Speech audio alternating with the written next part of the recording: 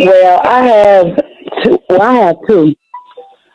Okay, my story start off as, okay, I have a DCSS case open in Palmdale. And I had, when my case first got open, I had did what I had to do with it. Hey, Leah. Hello? Yeah, we're on a live radio show, Leah. Stay with me. Okay. And as soon as I got all three of my kids back, I say like 2 or 3 days later, the social worker call was like, "Oh, you just did a dirty test." And I'm like, "How was that?" And I'm like, "That's BS." So she was like, I said, "Well, let me take the test over." So she was like, "No, no, no, no, no, no, no, no." So she battled me back and forth. So first thing she told me on the phone, we're gonna come up with a family plan. And I said, "Okay." But when I was on the phone with her, I had left my house with my kids already because I had a feeling they were going to sneak up at my house and try to take my kids. And lo and behold, that's exactly what they tried to do. Because I left my mom there in my house. And when I seen the process what they was trying to do, she said, "Okay, you know what? I'm going to say, your kids is missing." I'm like, "How are they missing? You know, I have them." I said, "No, I'm going to see if they can go with a family member. I'm not going to turn my kids back over to y'all." She said, "No, you can't do that. You can't do that. You can't do that." So she called the police and told the police that I was missing and she don't know where my kids at. Me and my kids is at. So next thing you know, I called the police station and I talked to the same police officer. And he said, hold on. I'm just on the phone with the supervisor from DCFS. And she said, you missing. I don't see how you missing if I'm talking to you. So he got mad at that and hung the phone up. So immediately, right then and there, I ain't gonna lie, I took off with my kids. I left. Boom. I skipped state. I was on the run almost a whole year with my kids. I was in Las Vegas, Nevada. When they found out I was in Vegas, they called CPS in Vegas to come to my house.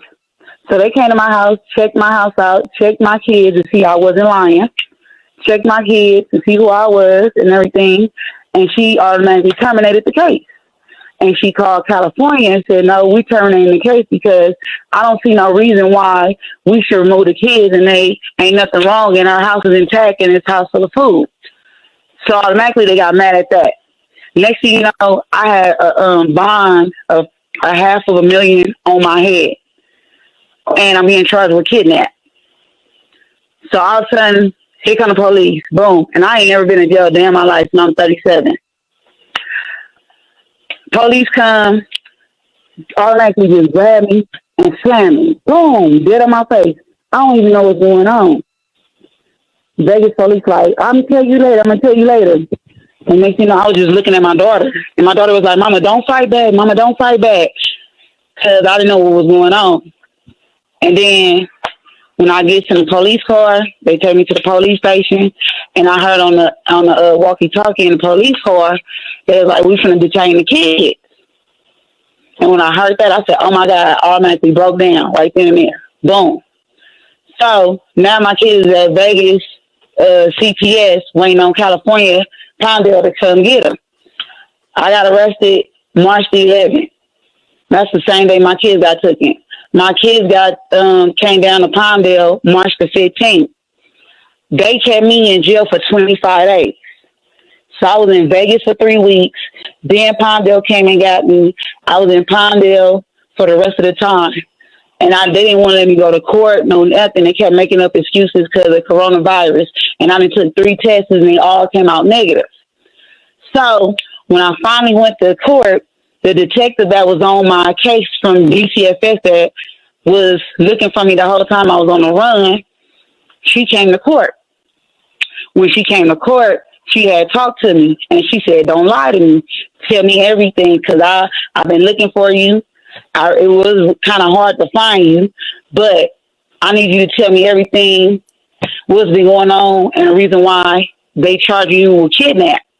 And I told her everything from A to Z. I did not lie about it. I did not sugarcoat about it. And I told her I was scared for my life because I already know what they did the first time with my kids. They made it hard for me, and they was giving me one kid at a time, but they took all my kids at the same time. So I told her I automatically took off. And so she asked me in my face, she said, would you do it again? And I said, you know what? I ain't going to lie to you. Yeah, but this time I know a better way to do it because they put me on Crime Stopper. They put me on Facebook. They put me on Google. They put me on all this stuff with me and my kids. So now the detective gets me an OR out of jail from court, but I had to get a restraining order. So in the process of me getting a restraining order, I can't see or talk to my kids, and I haven't seen and talked to them since I've been arrested, since March the 11th. So I'm like, oh my God, this is going to hurt me even more. So I was having my daughter's call, and my daughter, at this point, she's 16. She called and was like, Mama, we're going up for adoption, Mama. I'm like, what are you talking about? You going up for adoption? How y'all going up for adoption that quick? And then that's when I found out the social worker that I pretty have now,